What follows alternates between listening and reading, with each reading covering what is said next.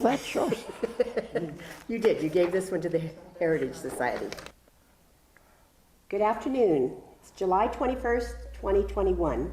I'm Janice Durox, President of Basalt Regional Heritage Society. Bob Ward is commissioned to author a book on the history of the Roaring Fork Club. And our guest today is Edward, we call him Ed, Grange, whose family resided on the southwest side of the Roaring Fork River portion of the club. Ed's daughter, Rosalind Fowler, also known as Raz, will be here to help us out. So what we're going to do is start out by asking you, Ed, about your parents, and maybe the first thing you remember about the ranch, like when you were born and your parents. Okay. Well, my parents were both born in Aosta, Italy, which is the northern part of Italy. Grange is not an Italian name. It's really French. Grange means farmer in France or French. But anyway, that area up there shifted back and forth between Italy and France for years before they finally settled and left it in Italy instead of France. So we were Italians rather than French. With French last names, right? With French last name. Right. My mother came to this country when she was 3 years old from Aosta with her mother and her older sister. Her older sister was about 3 years older than she was. And their names? Her dad had come a few years earlier, and he came to Woody Creek and found a job on a ranch. And when he got settled down, then he sent for his wife and the two girls. What were their names? My mother's name was Virginia, and her sister was Julia. So here were those three women, or one woman and two little children, one 3, the other one probably 6, Wow. on a ship coming across the ocean to New York Island, to Ellis Island. They didn't speak a word of English. They had little tags on their coats that said, Woody Creek, Colorado. Yeah. And I don't know how in the world they ever got I know. from All our New York grandparents did that, didn't to they? Woody Creek, Colorado. Yeah. But somebody must have pointed them in the right direction. Were they Granges, or what was their last name? Their last name was Usel, U-S-E-L, which was also an Italian family, and there's still some of the family over there. But anyway, they somehow finally ended up at Woody Creek, where their father picked them up. But I don't understand how they made all the train changes all the way across the country. So many families did that. Yeah. So those were how things were in those days. Of course, even then, there were a lot of the Italians that were coming to Colorado to work in the mines at Leadville, because land in northern Italy, every time that the family grew, they split up the plots, and there wasn't enough left to make a living. Yeah. So they had to go somewhere. So somebody earlier than that had started coming to Leadville, where there were jobs in the smelters and the mines. So that's how the Aosta group started coming. I can remember my mother saying, one of the things they gave us when we got off at New York was a banana. She says, I didn't have any idea what to do with that. I bet. I didn't know how I was supposed to peel it and eat it. Wow. But anyway, they spent a few years at Woody Creek, and then they ended up buying a ranch right outside of Basalt. Well, it's where Holland Hills subdivision is. now. They bought that ranch and homesteaded it and started farming it. That's where my mother grew up. First 3 years she went to school in Woody Creek, and then she went through the 7th grade at Basalt. But then She was born here? No, she came over. She came over when she was 3. Okay, she was the 3-year-old. She was 3 years old. When was the Basalt Ranch purchased? Oh, The Grange one? Now or the you've got to Uzell? go to the Grange side. Yeah, pardon? Oh, the Basalt No, the Uzell one Range. he's talking the about. Uzell one. Yeah. They must have bought that, probably, 19, she came over in 1900, went 3 years to Wooded Creek, so probably about 1904 that they bought that ranch. And that's where she grew up, but she only went through the first 7 grades at the Basalt school. Right. And then, of course, then in those days, they didn't view education as that important. She stayed Especially home, for women. especially for women. And So then now by where that does time, Darphine fit into this? by that time, then she had a brother and 2 sisters born Darphine, that's where she at that ranch, so that there were 5 children. My father was born in Aosta in 1891. So he came to the United States in 1921. No, wait, that's not right. He was born in 1891. He came when he was 21 to Leadville. So that's That's about right, yeah. okay. So he came to Leadville also, worked in the mines, and my mother went to Leadville to visit her older sister who had married a Cerise. They were living in Leadville, so she went up, and that's where she met my father. Right. So then after a little And bit, his name was his name was Peter, Peter. Peter Joseph. Peter Joseph, yeah. And they were married in Italy. I mean, they were married in, well, no, that's not right. They met in Leadville. But then I have never been able to be really sure. I think they were married in Aspen, Oh, I bet. because at that time she was living in Basalt, so That's usually the only Catholic church was in Aspen. Aspen, right. So they were married, lived in Leadville for about 2 years, I think. And then they decided they'd come over in a Pence into Aspen down the valley. And my father bought the ranch that we're visiting about today. Was right across the river from where my mother grew up. From the Uzell Ranch, right. It was about 85 acres, I think, that was cultivated. I think they finally ended up with a little over 100 acres there. And they moved into the house that was there. They bought it from a gentleman that had built it, I think, in 1903. Sounds probably right. And do you know then his name? this would have been 1916 that they bought the ranch, together with my dad's brother, Uncle Joe, and the 2 couples then lived in that house for a couple of years, and then my Uncle Joe decided they'd buy another place, so they bought a place just outside of Basalt. It's actually just right Billy over Grange's here. ranch. That's what's now known as the Grange Ranch, which still exists as a working cattle ranch with actually it would be the great-grandchildren of Joseph that are still there working on that ranch. So that left my father and mother alone in the big brick house.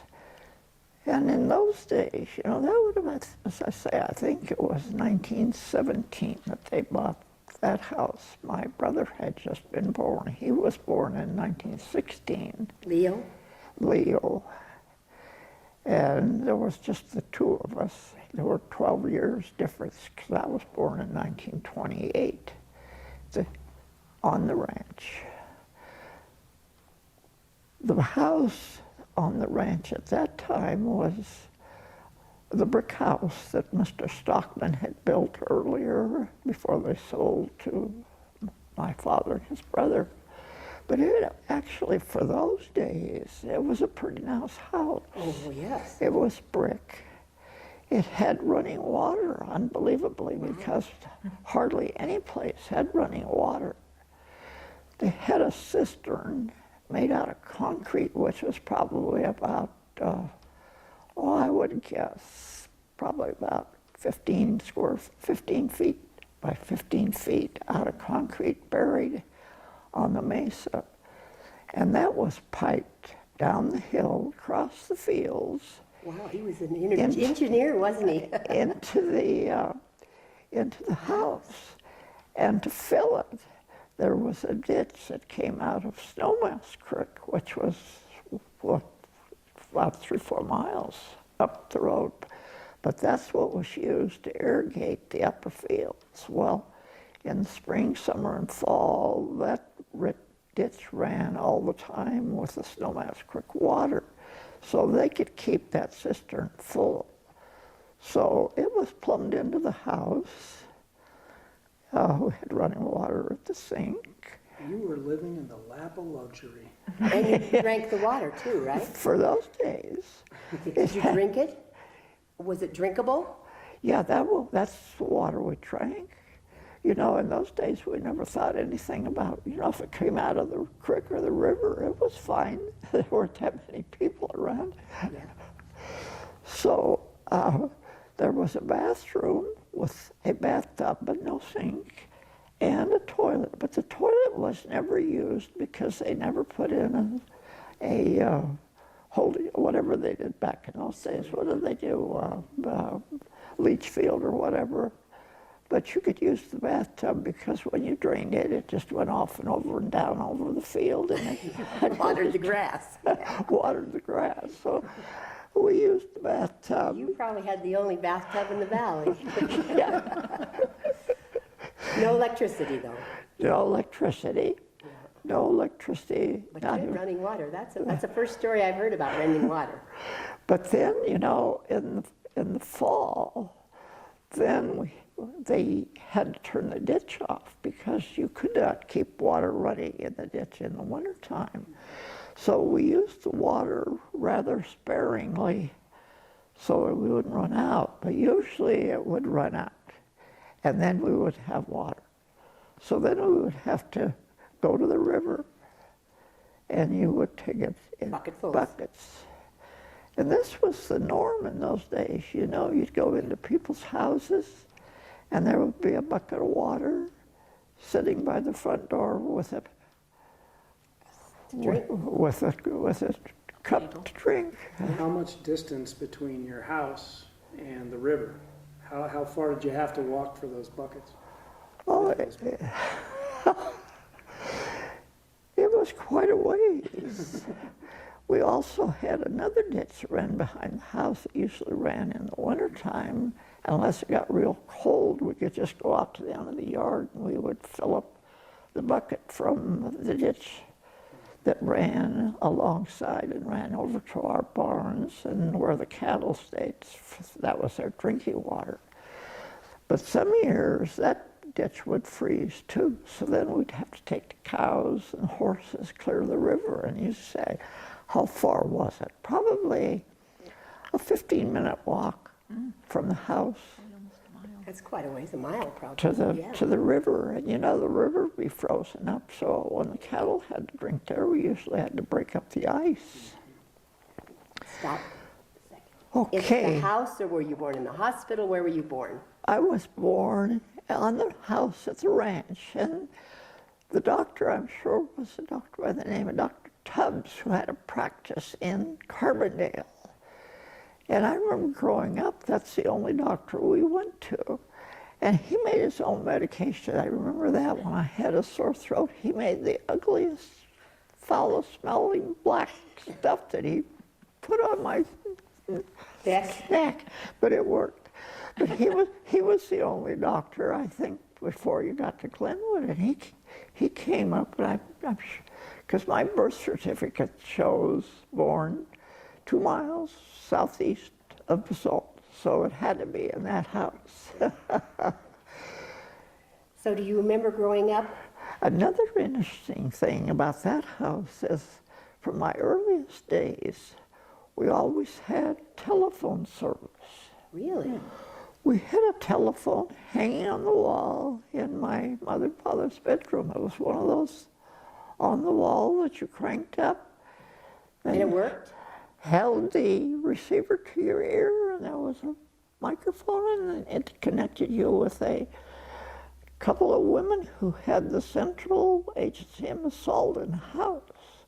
So they would answer, and they would ask, what number do you want to call? So you'd give them the number, and they would, by hand, they put you in, phone would ring, and you would talk. You probably had the first phone, too. Our grandparents, I don't know, it was a long time before they ever had Yeah, phones. I think the Valley had some of the first telephones of any place. It was interesting to me that we had telephones, and it was a party line. So, yeah. There were 3 or 4 families on there. If somebody else was using it, when you picked up the phone, you were supposed to hang it up, but a lot of times you'd have to listen. Because you knew everybody. You weren't supposed to. Or if they knew you were listening, they'd say, would you please hang up? So how old were you then, do you think? Were you middle school? Probably 4 or 5. 4 or 5. Yeah, but as long as I remember, we always had that. Then in later years, it was converted to one of the first dial systems in the Valley. We had dial service at the ranch before they had it in Glenwood. That's amazing. But then the most important thing, no place in the Valley had electricity, not even the town of Basalt. And this is where there's some wrong reporting in some of the histories that I've seen. It says that Public Service had built a line from Shoshone over the hill by Basalt to Leadville, but they didn't provide power to Basalt. They built the line, but They built the line, went right behind Basalt, about less than a half mile or a quarter mile behind Basalt, but they would not tap that transmission line because that would have cost them a lot of money. That was high voltage.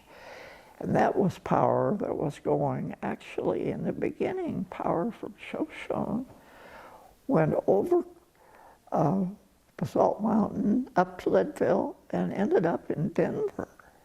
That was one of the sources of power in Denver. Same power plant as we have today?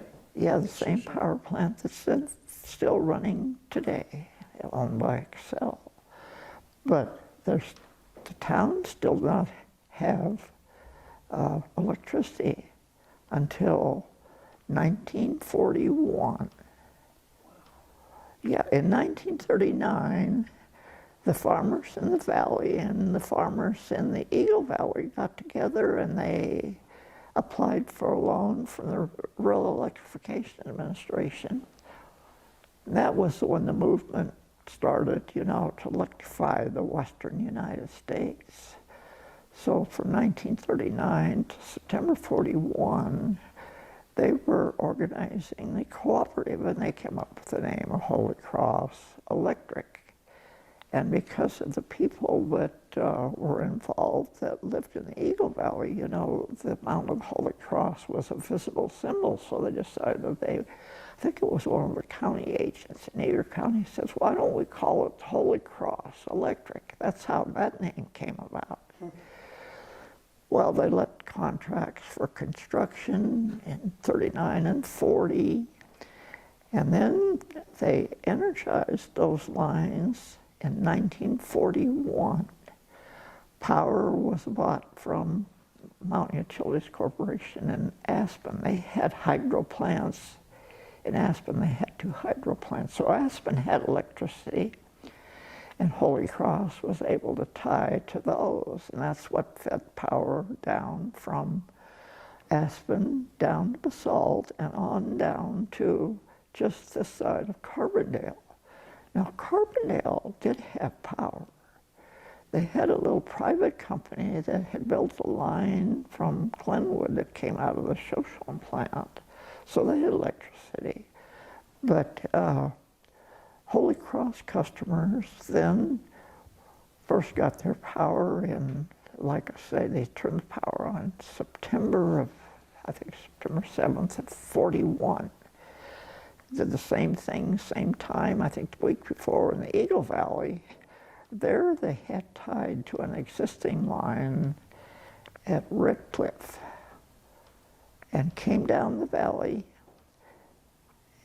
down to about Wolcott. They didn't come to Eagle and Shipson. Eagle and Shipson had sort of electricity. They had a hydro and some diesel units.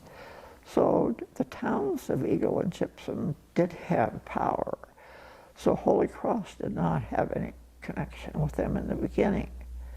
But there was a big celebration in September, and everybody in the valley came to Basalt to see the lights being turned on. They had refrigerators sitting on Main Street, plugged in, and kids making ice, and all these things. And then they had at night, they had two dances going on, one in the, what was then the Oddfellows Hall across the street at the Legion Hall. They had food and celebration, but that was the beginning of electricity. It's interesting. That's the year my mom and dad got married, And 47.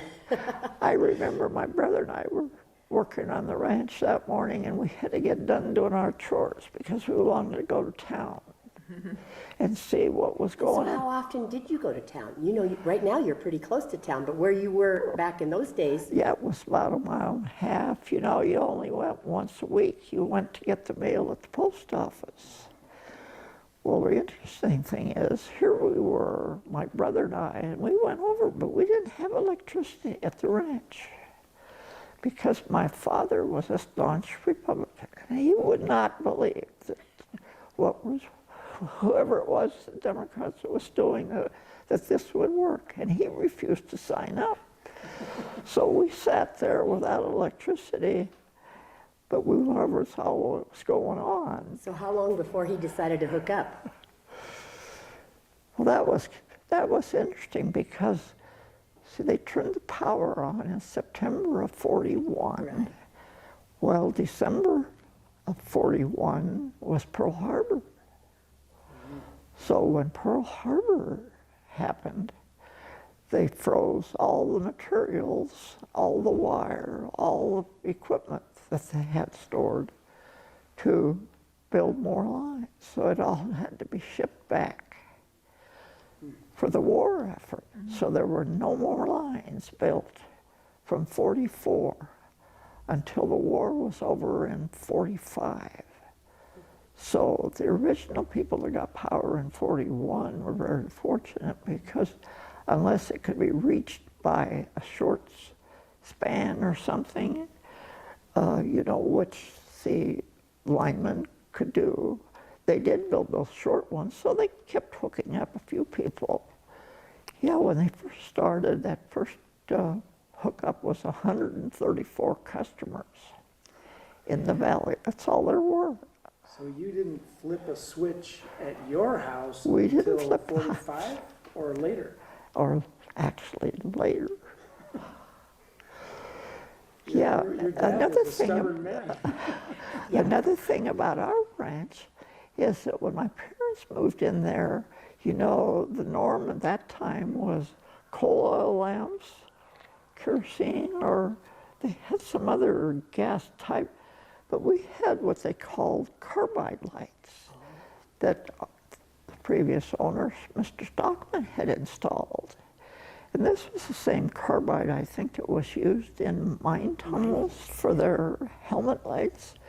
But the carbide came in like 100-pound cylinders. So there was a tank buried out in the garden Oh my gosh. below ground. And you put water in there, and then there was a hopper in which you put this carbide. And there were floats, so that the carbide, as it went down, formed a gas, and that gas was piped into the house for lights in every room, and also to a hot plate. And I think my mother also used an iron, but So not your very dad much. really didn't need electricity, did he? So, you know, we had better lights because like in every room, like in the dining room, there were two lights, and at night you'd have to turn on the valve so the gas would come through, light a match, and then you'd have a pretty bright light. It was a lot better than coal oil lamps. But as far as I know, that was the only place Sure in the had valley built a that very nice house. had one of those, because when we went to visit anybody, at night it was always just A little coal, lantern. yeah, lanterns. That's why you didn't stay very late at night. Are you ready? All right. Yeah, for the Roaring Fork Club, what I'd love to hear about is what you grew, what you were irrigating on the property, and what tools you needed to use to do that work, whether it was seeding, harvesting, et cetera, et cetera. You want to do that next? Yep. Yeah. Okay. All right, I think we're ready. Okay. So did you have horses? When you were little, you're 4 or 5 years old, were you out with the horses? Are we recording? Yes. Oh, we're recording again. Yeah, we're talking now. Okay. The horses, did you have horses?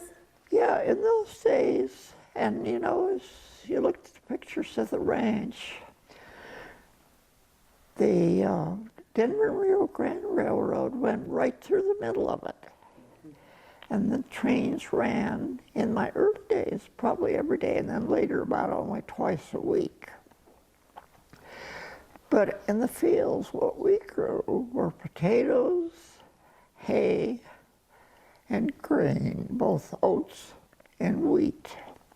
Of course, we grew the hay to feed to the cattle, because the cattle and the potatoes were the income-producing things. That's what made the living. It was potatoes. We usually planted about 20 acres or 25 acres of potatoes.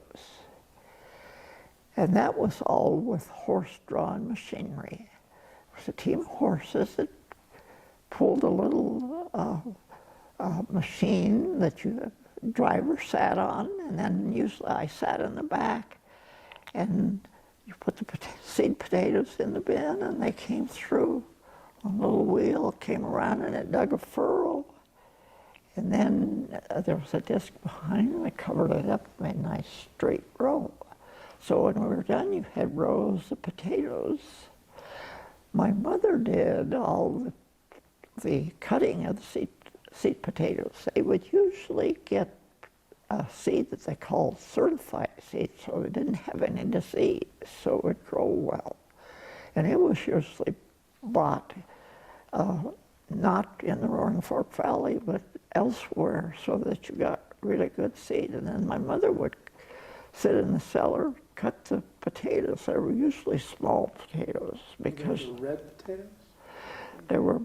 ours were mostly russet rurals, the longer ones, but then we did plant some, maybe an acre or two of the red, which we call red McClures. But the real money makers were the russet Burbanks, because you would get some that would be 8, 10 inches long, and those were the better ones. But she would cut all the seed, and then you would let that dry in the cellar before we went out. And of course, before you planted, you had to plow the fields. You had to run a disc over to break up the clumps, and then a harrow over the top of that, and then a leveling thing made out of big planks that left the field probably as smooth as this floor when you started. So then you started it, went in and just made row after row after row. The disc covered up the seeds, and potatoes sprouted, and then of course you had to irrigate those, and that's why we had the ditches that ran either from the Roaring Fork for the lower ranch, or the upper ranch came from Snowmass Creek. And What's the you name of the ditch? Pardon? What was the name of the ditch? Yeah, we called it the Highline Ditch. Okay, I thought so. Okay. And that irrigated both our ranch and the neighboring ranch. They used it also. But you know, in those days, maintaining that ditch was also a chore, because in the spring you had to start up at Old Snowmass about a mile up the old Snowmass Creek Road, and you had to start there and clean it all up because it would be full of trash and dirt and rocks that come in. So you had to clean it all the way down to the ranch. Those ditches weren't lined with anything the way we No, do now. just the dirt. Yeah. And then between the Snowmass and the ranch, there was a section that was right on a hillside, and they had a pipe along the hillside. The water went through, and that always got plugged up. So in the spring, you had to get that unplugged so the water would go through. Did you have hired men?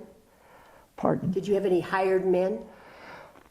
No, actually, we never did. It was just my father and my brother, and to a very little extent me, because I was always the little, The little guy. I was the little guy. My brother was 12 years older, so he got saddled with all the heavy work. But we never did have hired men, except, you know, at certain times. Potatoes. By potato harvest, of course, and here again, that was all done with a horse-drawn machine. Had a shovel. By that time, you know, the potatoes had grown, and vines, we would always wait till the vines were froze, because then they would disconnect from the potatoes. Well, the potato digger had a shovel that would go underneath, and it would go over a wire thing, chain link, and it would shake the dirt soil off of the potatoes, and then the potatoes would fall off the back, so that then you could pick them up and put them in sacks. And of course, when that happened, you know, we usually had help then because we couldn't do all that ourselves. Usually, they let school out for about a couple, 3 weeks out of the Basalt schools, and the kids would come and help. And also, there were a lot of Mexican, Hispanic families that would follow the potato harvest around. They would come up, and we would hire them to pick, and they got paid by the sack, and when we were done, they would move on to another ranch. So after the potatoes were dug, you know, and picked, and they were put in burlap bags, then they were hauled by hand again on a wagon pulled by a team of horses to what was a potato cellar, which was down just across from the railroad tracks. The potato cellar probably was about 50 to 60 feet long and about 30 feet wide, maybe. And it was built into the side of the hill, sort of. And then with a roof over it with fence to let it ventilate. Which side of the railroad track? Do you remember? It was on the lower side toward the river. It was below the railroad track. So you usually planted the potatoes up on the higher side, in better soil. Or else we did plant some of the fields down below, and of course we'd have to haul the potatoes up, and the cellar was a little further. Now, did you have a tractor? When did the tractor come into your life? There was no tractor.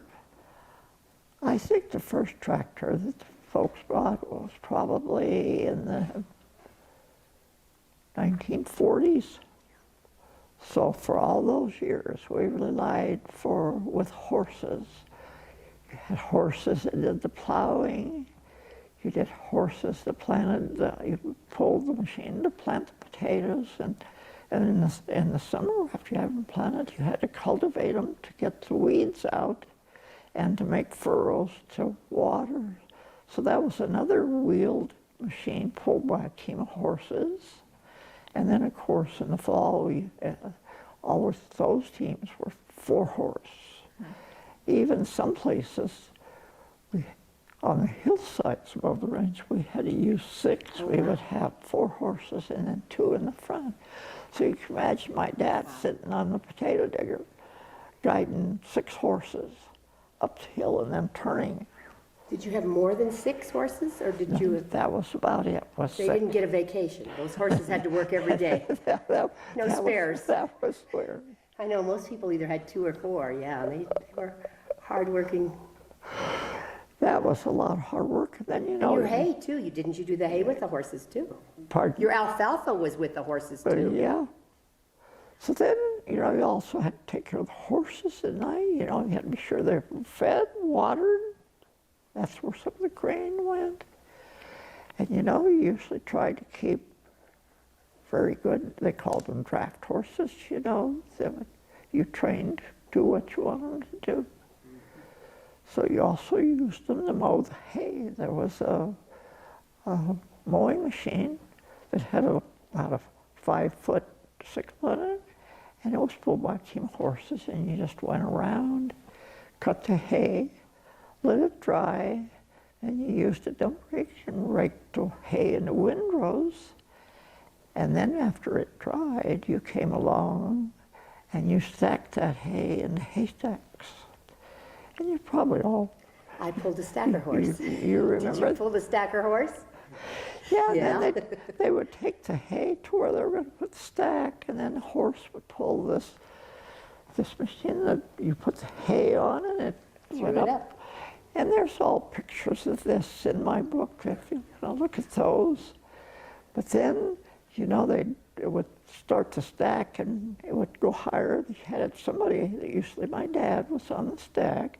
You had to spread the hay so that it was, you know, if you didn't spread it, yeah. it would pack in bundles, and then in the fall or in the winter, when you were feeding the cattle, it wouldn't come apart. So you had to layer it all the way up. And then when you get up to about 10 feet, then you started to taper it in. And when you got done, it looked like a loaf of bread. Did your dad was on the stack? And then, Yeah. you know, you had to do the top just right so that when it rained or snowed, the water would run off so it wouldn't get into the stack, otherwise it would rot. Right. So that's what was used in the wintertime to feed the cattle every day. And you did that by horses too. And you did that by horses. And of course, in the wintertime, you couldn't use wagons. So we had a sled that was just like a wagon, but it had 2 runners in front, 2 runners in back, and another team of horses, of course, to pull that. You went to the haystack, and they were always fenced, because if you didn't fence them, the deer would get in and eat all the hay. So you would load up the sleigh and take it to wherever you were going to feed the cattle, usually out in the field. It was easy to get to, and then you turn loose the cattle from the corrals around the house, and they would go up, and you would throw out the hay. And that's how you fed those. And then, of course, you had to feed them, be sure they had water. So everything was done by hand, pretty much. And you want to emphasize that your mother worked just as hard as your father. Yeah, you know, when we're... And I want to put that in there, because a lot of times they didn't get much credit, but the women were the hired man. Yeah, they were the hired, because they had to work out in the field, and they also had to cook the meals, because the men didn't do any cooking that I remember in the old days when I Or was taking care of the babies, no. It was always the women that were doing all of this. Usually, my mother would go out when we're stacking hay. If I had other things to do, she would run the stacker horse. There was a horse that would pull this contraption up to dump the hay up on the stage. And of course, when we harvested potatoes, she and I did a lot of picking. As partners, yeah. As partners, she'd take one road, I'd take the other, 2 wire baskets. When you got the baskets full, you poured them in the sack and set the sack in the middle of the row so that later my brother could come along with the team in the wagon and pick them up.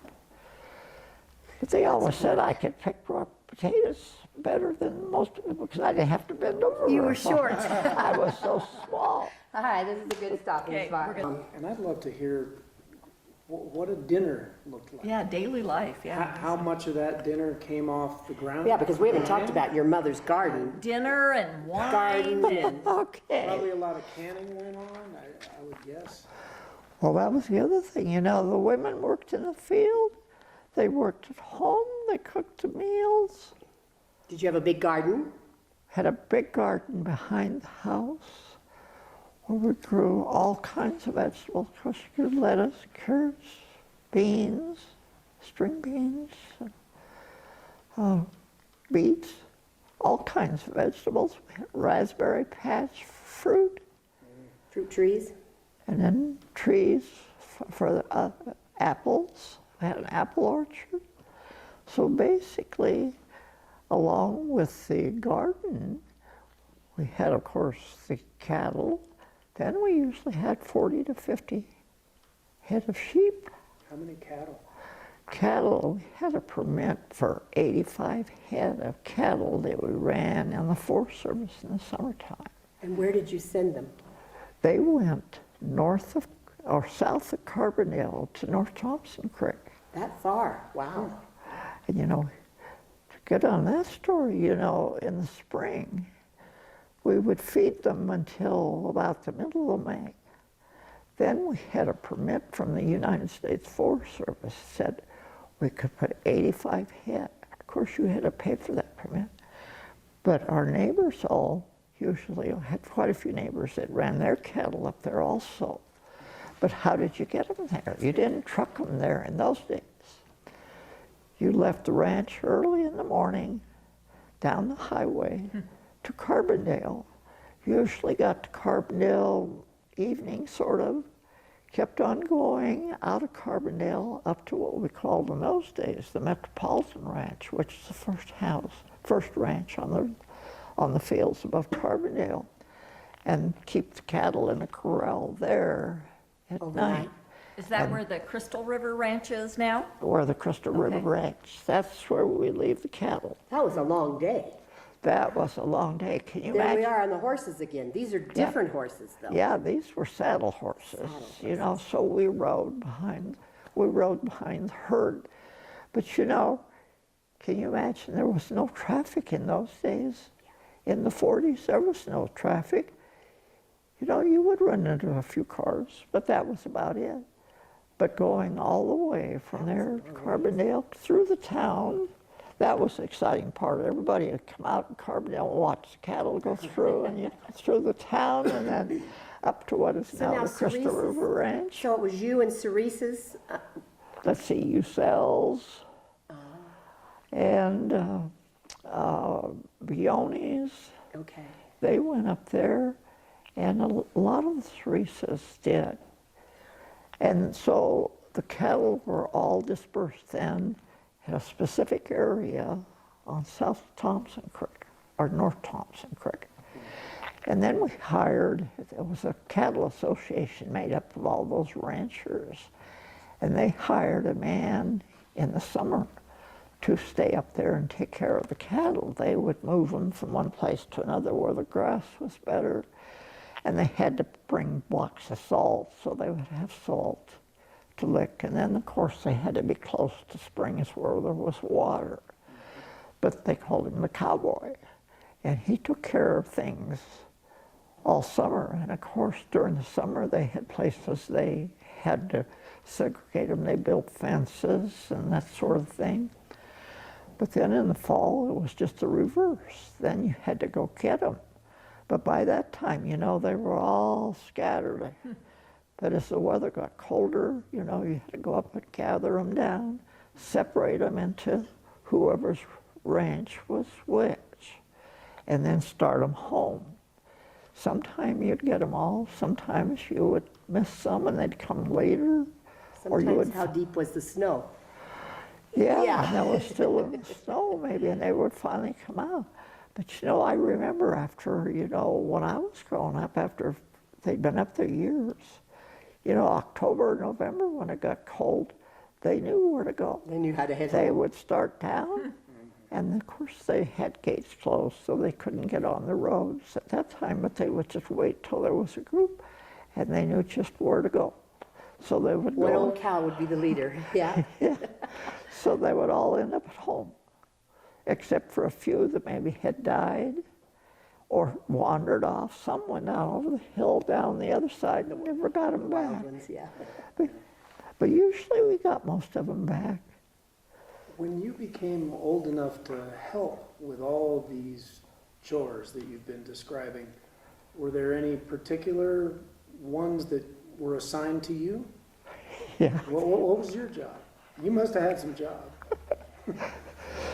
Yeah, it was interesting in one of your questions. So what you do for fun? There was no fun. There was not much fun going on. I feared that. Well, first of all, the sheep, they were assigned to me because we had to keep those at home.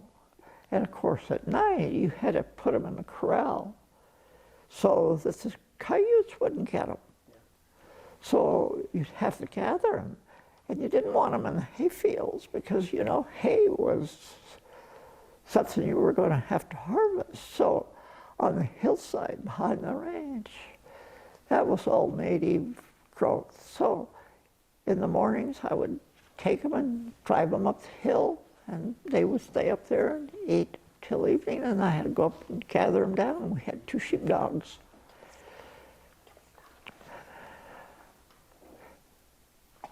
How old was your dad when he died? We're not on tape now, are we? Oh. Where Your was- chores, Oh. your You were chores and talking your about the fun. sheep. Yes, Sheep. so then Take them up in the morning. And take back. them up in the morning, you know, and they'd scatter around though, but at night, you know, they'd come down because they didn't have any water down up there, so they'd come down and I'd gather them and get them in the corral. That was with 2 dogs. That was not too bad. Good. Okay, along with the cattle, we also had milk cows. We had usually 3 or 4 cows that we milked for milk and cream. And of course, those had to be taken care of. So my job in the mornings was to take those 4 or 5, and we usually drove them along the railroad tracks and off the sides, out, not let them get in the fields, and take them where they could eat. And that took most of the morning. Then I would drive them back to the corral, and they would stay there till night. Did you milk? Yes, my mother did most of the milking, almost all of it. And of course, I tried. I did some of it, but I was never as fast as my mother, you know. You'd have the cows out in the barnyard, and they knew when it was time to milk, and then you had a stool, and you sat down and washed them off and started milking, but my mother was really fast. I could never get enough strength in my hands for most of those cows to get much milk, but I helped a little bit. And of course, after you got the milk, then she would take it to the house, go down in the cellar, and they had a cream separator that you ran by hand. You would run the milk through that, and you would have, of course, out of one side came the cream, and on the other side came the skim milk. The cream, of course, you kept to make butter, or else, you know, you didn't need it all for butter. So we sold the cream. That was another thing that helped you get money. When we had enough to put in a 10-gallon can, a round can, we didn't want to go to Glenwood to take that. So what we did, when it was full, we would take it from the house up to the railroad. And when the train came through on their way back to Aspen to Glenwood, they would slow down and the conductor would reach out, pick up the cream can. They would take it to Glenwood, and then the creamery would pick it up. They would take it to the creamery. It was called the Glenwood Springs Creamery then. It was run by Mitchell's then too. And the reason they knew who it was, your name was on the cream can. Name was on the cream can. So then they would measure it for butter fat. And the more butter fat, you know, the thicker the cream, the more it was good, so you paid a little bit more. So when that was done, they would take the empty cream can back to the railroad station, and the next time the train ran to Aspen, they'd take the cream can back. As the train came through the ranch, up by the siding, they would just drop it off, and we would go get it. So that was pretty simple. I don't think we paid anything to To the train? I to think the so. train. I'm not Super sure. simple. So did you ever get to ride that train? It wasn't a passenger train. Well, Did you ever get to ride it? it was a passenger train in the beginning, Yeah, in fact, the first time that I ever remember going to Aspen was in the evening, let's just say in those very early days. I must have been 5, 6 years old. My folks were going to go to Aspen to visit my aunt who was in the hospital. So how would you get to Aspen? You took the train. So we'd go out from the house out in the field to where the train tracks were, and they'd stop and pick us up.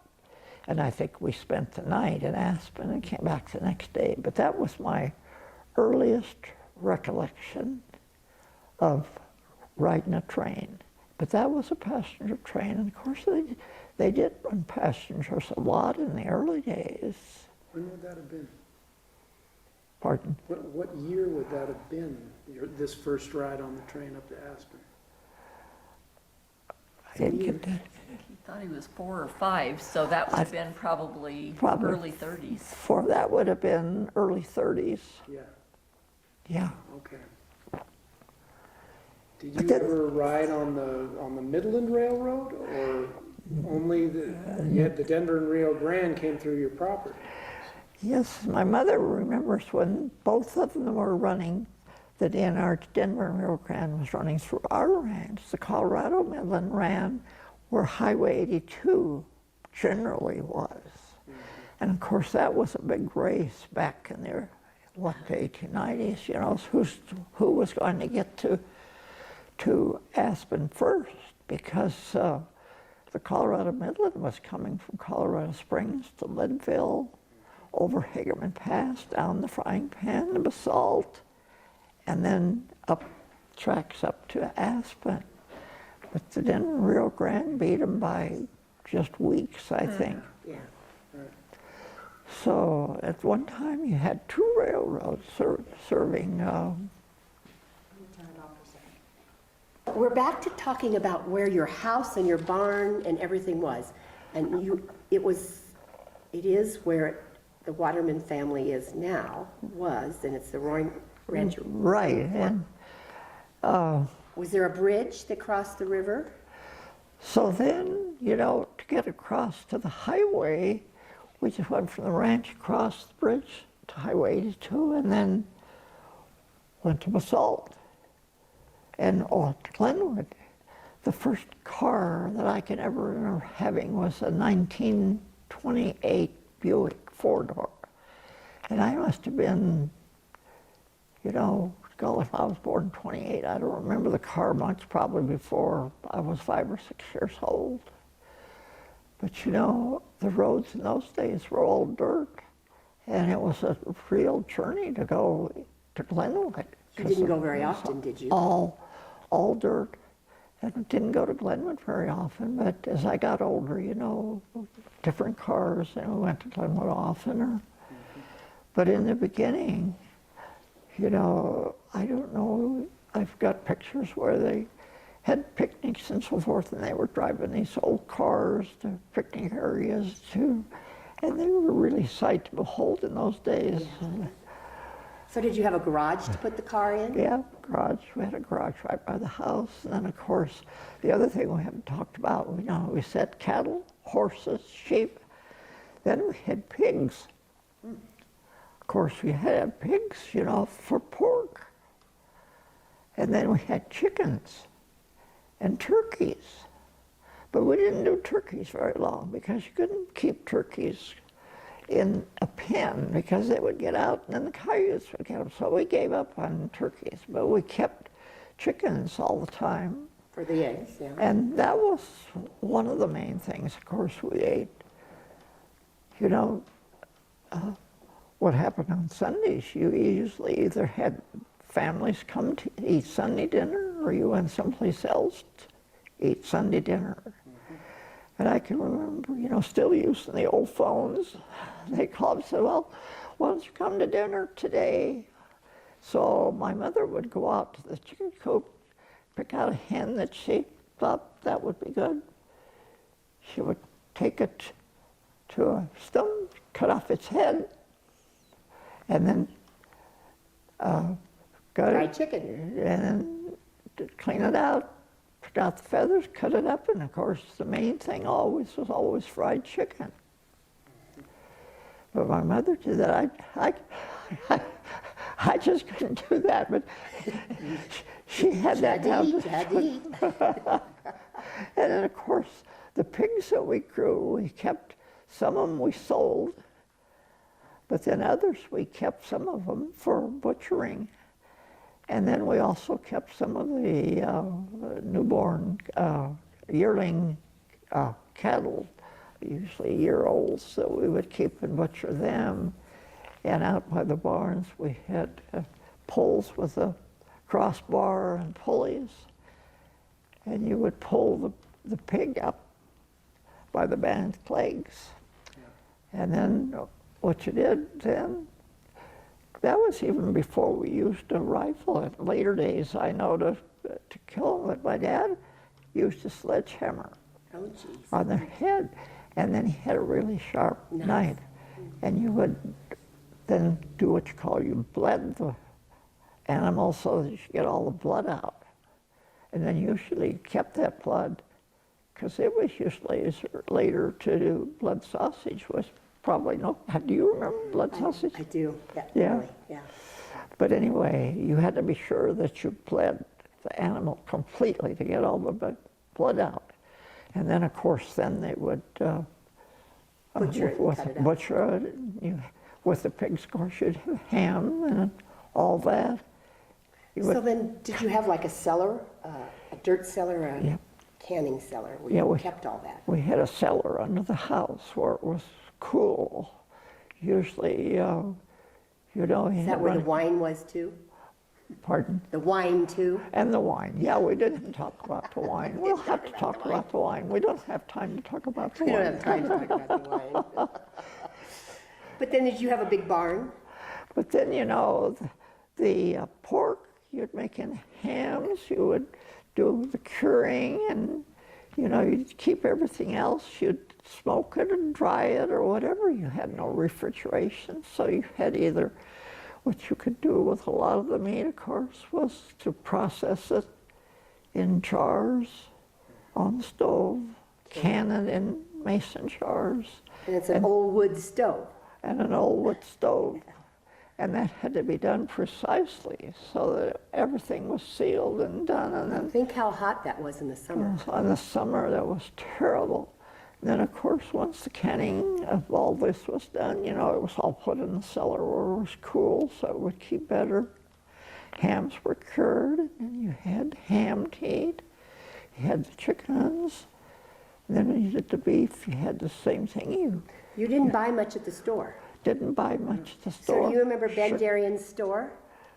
Yes. Basalt? Is Oh, that I- where you would buy your stuff? Before Ben Darien, there were only two stores in town. One was Hubbard's Market, the other one was Carlson's. They were just small grocery stores on the main street in Basalt over here. And we usually did business at Hubbard's. And of course, we had all these chickens, so we had eggs that we could sell. So we would probably, maybe even once every couple of weeks, you would gather the eggs, take them to Hubbard's, Trade. and then we would trade those for groceries. You get flour or salt or sugar or whatever else you needed, but that was about it. And we did the same thing in the summer with the raspberries. We had a lot of raspberries at the ranch. In fact, that's what I did a lot of. That was your job too? Was picking raspberries. And you know, you'd make crates of raspberries with the little pint containers. And when you got a crate, which was, I think, 24 of those little boxes, we'd take those to Hubbard's. And of course, then we'd trade those for groceries. One thing I also remember when I was very little going to school, my mother would need yeast, of course, to make bread, you know, because they baked all the bread. We never want bread. She'd bake bread. And she said, well, after school, go over to Hubbard's and you get 2 cakes of yeast. They were 3 cents a piece. That was 6 cents. So then she gave me a dime and she says, you can spend the 4 cents for licorice or whatever. That was a treat. So that was my tip. So then would you ride a horse to school in Basalt? Well, when I started school, I started at the age of 5, so that would have been 1934 or 33. And I started when I was 5, excuse me, I was 5 years old. And my brother was a senior in high school at Basalt. So what we did then, we rode horseback. He would ride in the saddle and I would ride behind. But I was such a little kid, we had to either come to a stump or a fence or something so I could crawl up the fence and then Get on. get on the horse behind him. So He that- wasn't a real big guy either, though. I never was a real, that's why I didn't end up being a farmer. Instead, you went to college because Yeah, you knew. that's why. Where was the school at that Pardon? time? Where was the school in Basalt? The school at that time was right in front of where the, what is it, the elementary It's school? right where it is now. Right in front of that. It was a 4-room, 2-story building heated with coal stoves, wood stoves. The first 4 grades were in one room. The 5th, 6th, and 7th, and 8th were in the other room downstairs, and upstairs was the high school. So you and your brother went to the same place? Yeah, he was in high school. I was in the 1st grade. They didn't have kindergarten in those days. Literally, hi. Yeah, he was in high school. And Yeah, and the story is, unfortunately, back in those days, when they went to build a new high school, they tore the old one down. And so they tore that one down to build the red brick building that's there now. Right. And they did it on the Eagle County, Pitkin County line, because both counties then provided funds. That is And so right. literally, the school was half in one county and half in the other. And it still is. As I recall, the county line runs right through the middle of the gymnasium of that, of that school. Yeah. And it runs then, of course, across to Emma, To Arbany's Ranch. all of this. Yeah. Yeah, that's why, and as you said, that's why they did that, because both Both counties counties were got paying together. for it. and so Deliberate, I It had was no deliberate. idea. Yeah, That's- it was deliberate. But in the early days there again, we didn't have running water at that school. Yeah, at that house. That house. And that's the same school that my mother went to school in. In, what would that have been? Probably 1906 or 7. Yeah, I don't know. My dad graduated from there in 32, and Yeah.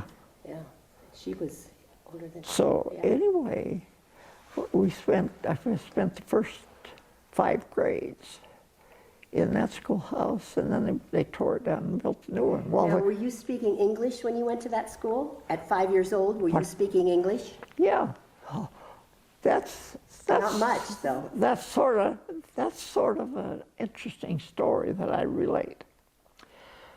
Of course, my mother and father spoke not pure Italian, it was a dialect of northern Italy that they called patois. And all the families that came from there all spoke the same language. But my mother coming when she was 3, when She learned English. she started school in Woody Creek, and of course she learned English right away. Right. So then when she went to Basalt, she spoke English really well. Well, when my father came, he realized really soon that, we all have to learn to speak English or we're never going to succeed in this country. We can't integrate with town of Basalt, with any government thing, unless we can speak English. So he began, well, of course, my mother was speaking English well, so she taught him English. But the interesting thing was at the supper table, when the 4 of us sat down, they always talked the dialect between them and my brother. They talked that, but to me, they never in my life talked anything but English. Oh, English to you. My mother, of course, but my dad always spoke English to me. He never spoke Italian to me because he knew he had to learn English. So he practiced with you. And he practiced on me. And of course, most of them, and over the years, but there was a lot of them Yeah, when Dad started school, he didn't speak English. that never did learn English very well. Like my grandparents never learned English very well. That They doesn't didn't use get that out and much. about, and, They did it. But my dad said, no, we're going to learn English. And as I say, I don't recall him ever speaking Italian to me. Is this another time? You got So let's- questions? I do. So on Sundays you got together with family for picnics. That was kind of the Italians used to get together and go to different Yeah. places. And so what did you play as kids? Did you play games, or did you chase and play in the river, or what did you do? Well, in those days, the whole valley from Aspen, this side of Aspen, to Carbondale, except for the towns, was owned mostly by Aostyn Italians. About 10 years ago, I think, when I can still remember more, I started a list just outside of Aspen, started with the Wagners. I know. I got that list. It's exciting. You probably have it. And I made a list of all the Aostyn's Italians that had ranches from there all the way down to Woody Creek, to Basalt, to Emma, to Carbondale, and to Glenwood. The last one was the Jamarons, Right. just out here south of town. And everybody knew everybody. And everybody, they all came from the same place, so they liked to visit. But on that list, I ended up with, I think, 80 names. And that it was people that had ranches up Snowmass Creek, at Woody Creek. My uncle had a place at Woody Creek, and of course my other uncle had the place at Basalt, but Ceresis had all my uncles and aunts. And they helped each other too, didn't they? They Yeah, needed help. they did.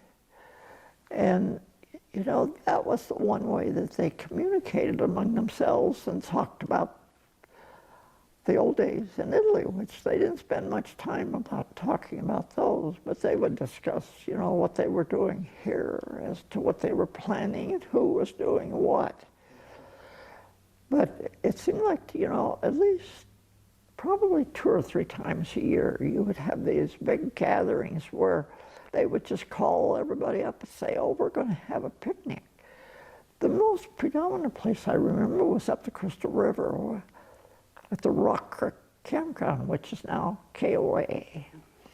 It was a nice campground, but there was nothing there then except the old one-room school.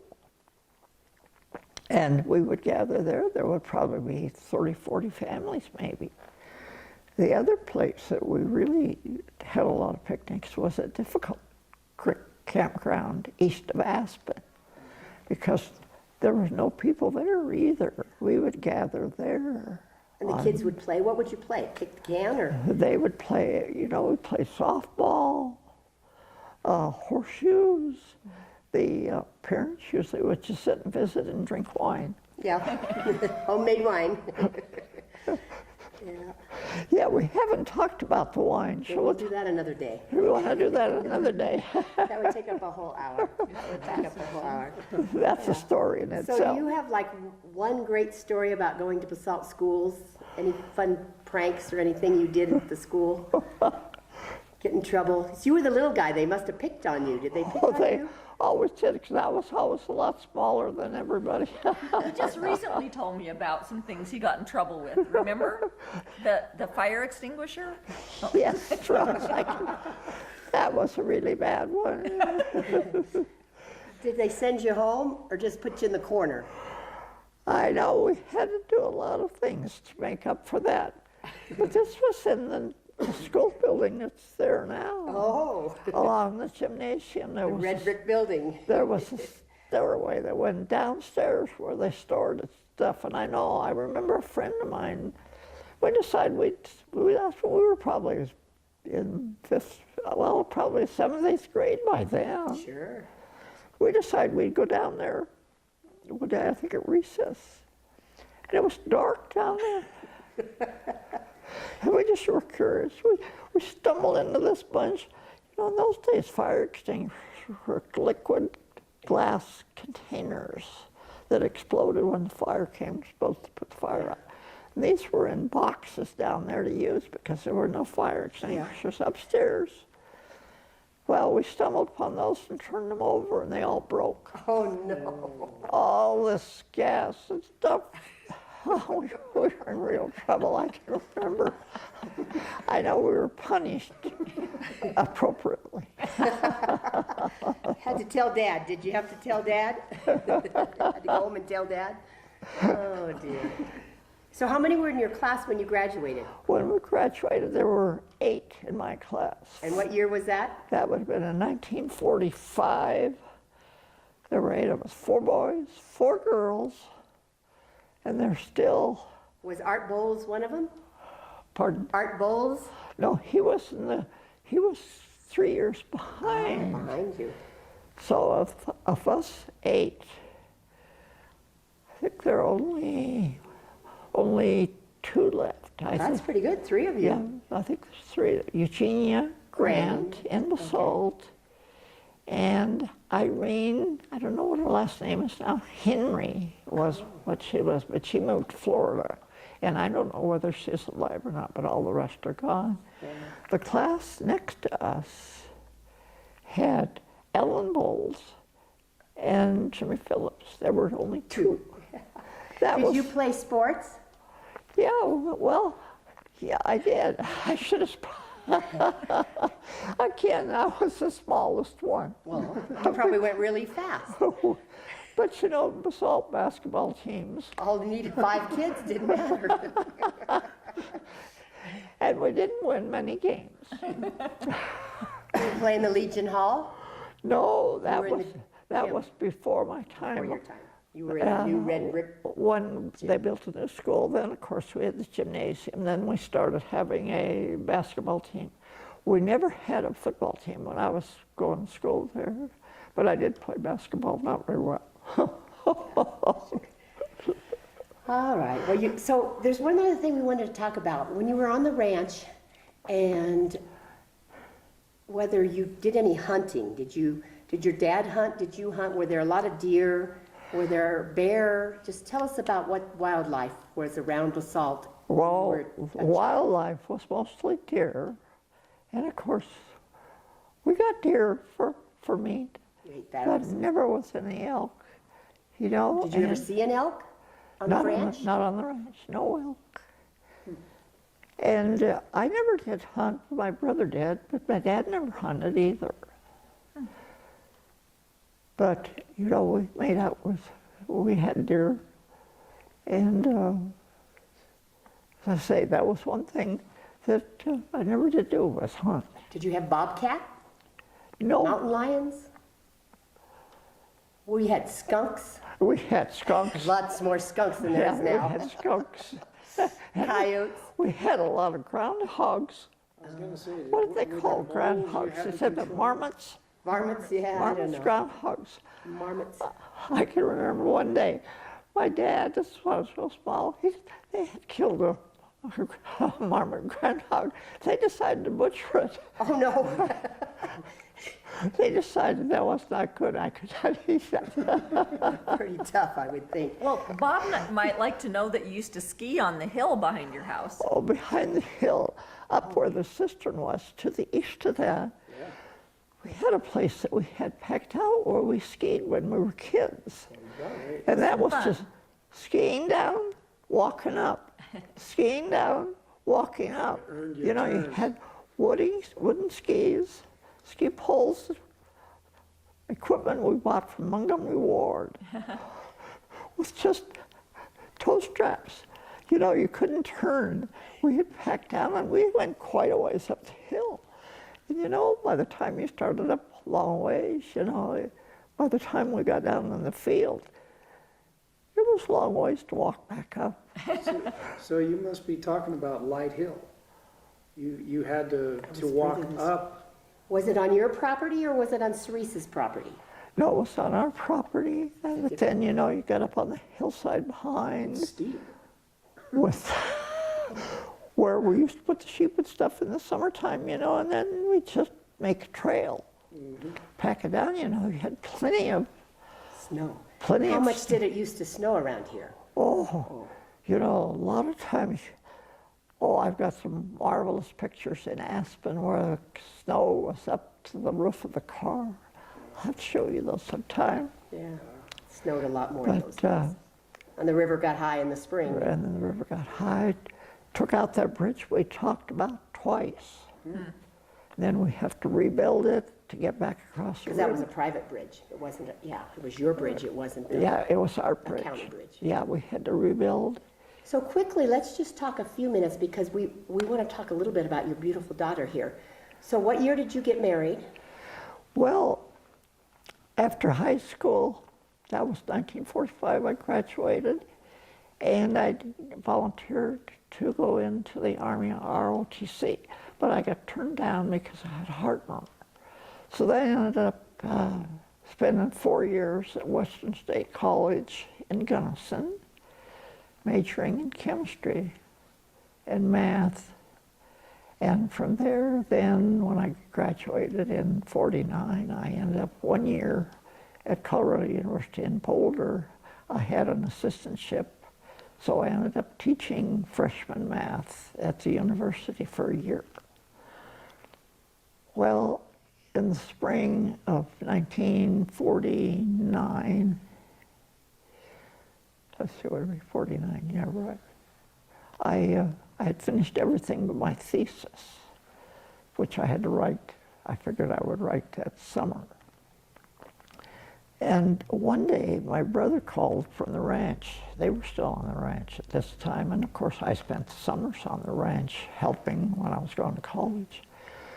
Well, the neighbor, who was a Cerise, was on the board of Holy Cross. What's now Holy Cross Energy was Holy Cross Electric in those days. And he says, you know, Eddie comes home every summer. Do you think he would like a summer job with Holy Cross? We're in real trouble.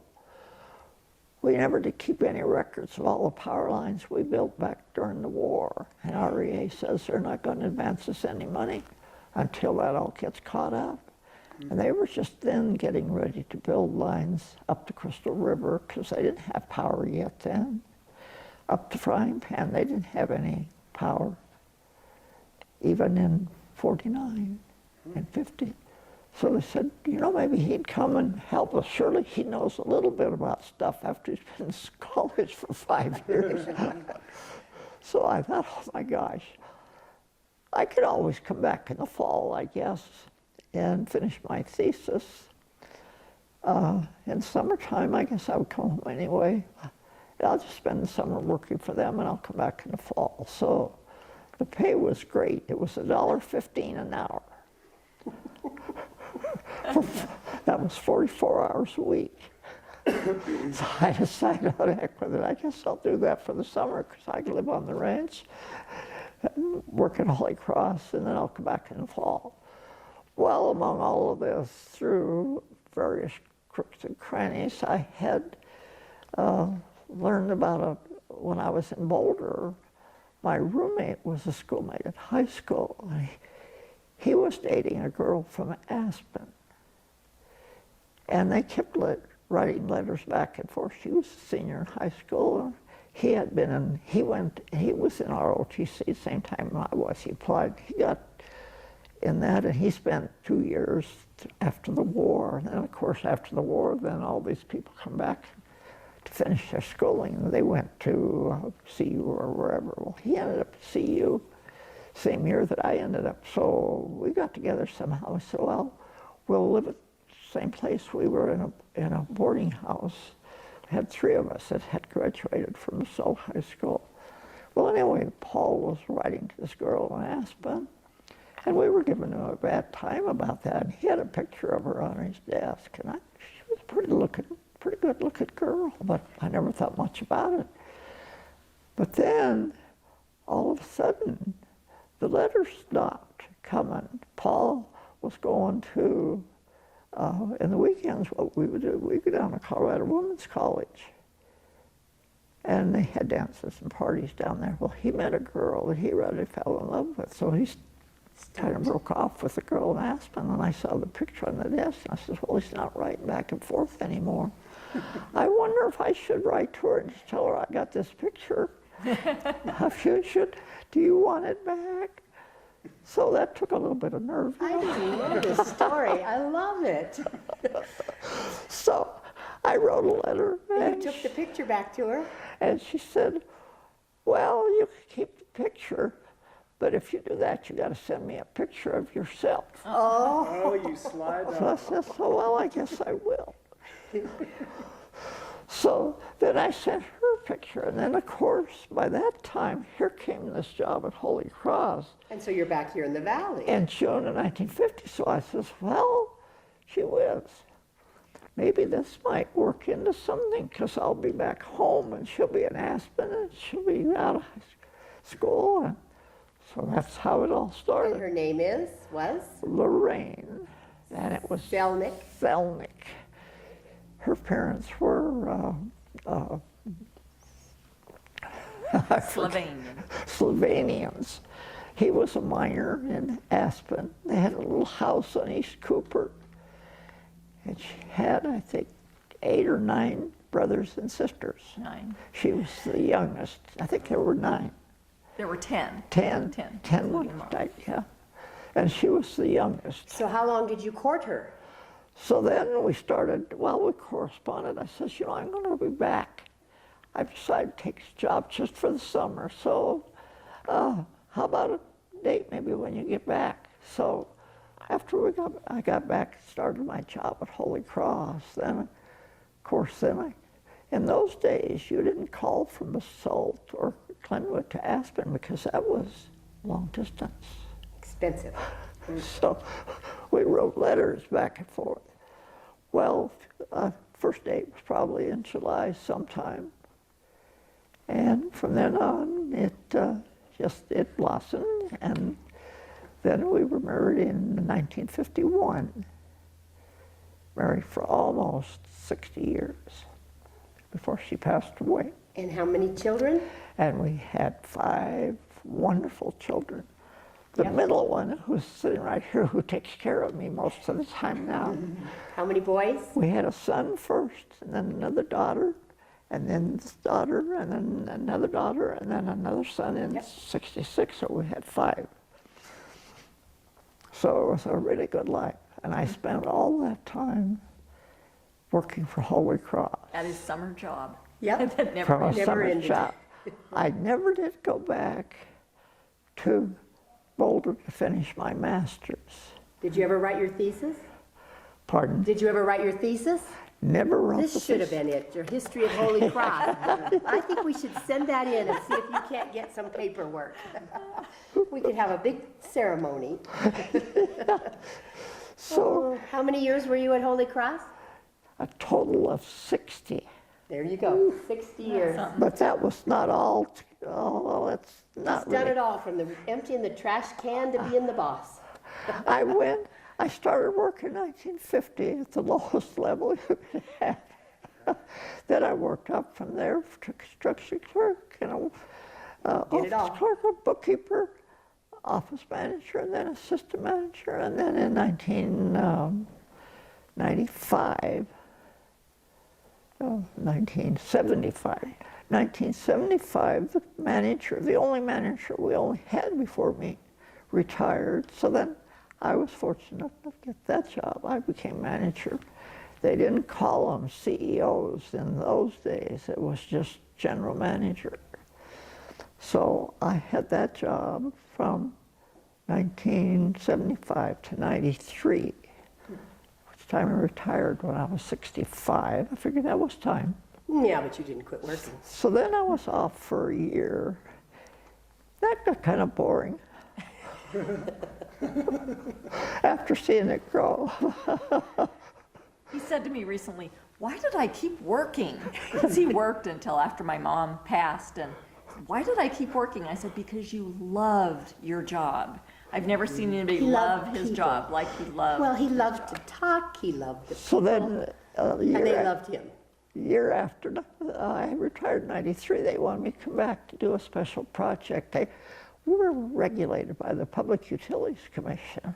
They were having problems. I figured I'd been there long enough that I could probably work with the commission in Denver. So I spent that whole summer doing stuff with the Public Utilities Commission to get our territory established, because in the early days we didn't have an established territory where we could serve, and we were actually serving outside of where we should have been.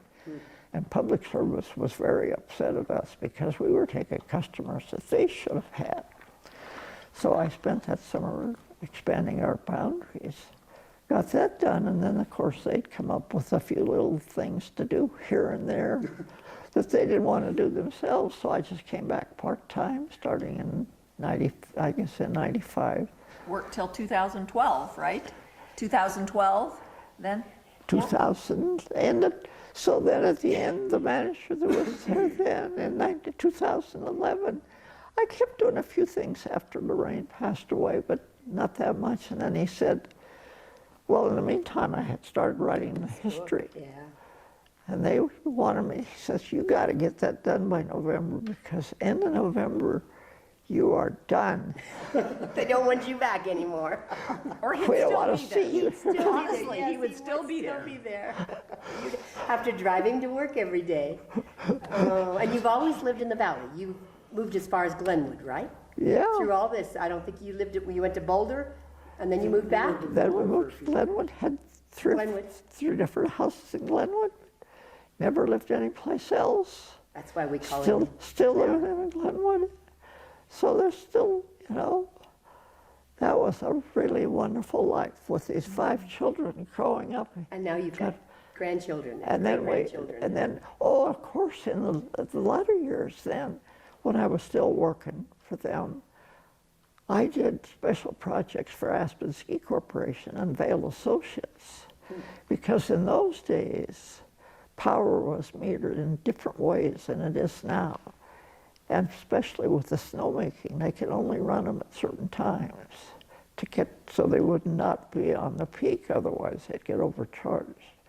Well, I spent years working with the people at Vail and the people at Aspen, usually on the phone in the wintertime every day. In the morning, say you can't start the snowmakers until about whatever time the peak was starting to go down. That was probably one of the most interesting things that I did, because I got really involved with the ski industry in both places. In fact, all the years I was doing that, I had a season pass at Vail. Yeah. And you just quit skiing what, a couple years ago? I skied until I was 90. And I thought that was enough. I came up. Did you ever break anything? I broke my shoulder once, Skiing? and that was it. Yeah. Oh, in his leg. In college, you broke your leg. Oh yeah, A long time ago. This was in 1949. We were skiing a little bit when I was in Boulder. We went to a place called Ellensport, north of Boulder, and I came down, hit a little stem sticking out of the snow, broke my ankle. So here I was, living in a boarding house with my leg in a walking cast. I had to get up there and teach these math classes. I was teaching geometry and freshman algebra. So fortunately, one of my friends had a car, and they took me up there every day for a couple of months until I got out of the cast. But that was my Do all first. your children live in the valley too? Are they all in Colorado? Everybody's still in Colorado? They're You're all still still. in Colorado. I got Roz out in West Glenwood. I got Tom just below my house. I got Susie across the street. Then I've got Cherry is in Monument in Colorado Springs. She's retired. And then David is in Denver, the youngest one. Did they all graduate from college? They all graduated. No, Susie did not. She meant to love her life when she went home after her freshman year, and she never went back. You know, you stop and think, was what always reminds me, we're going to kind of maybe tie this up, as these immigrants came from Italy with not much in their pocket. Do you know how much money your folks had in their pockets? Not much. Very little. Very little. Very little. You know, and did they go home? Did Did your parents ever go home and see their mother and dad again? My mother and dad never did go back.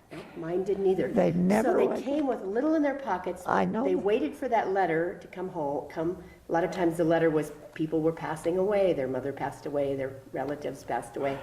Never went back to the old country and look at the successful life that these people, Yeah. hard-working men and women.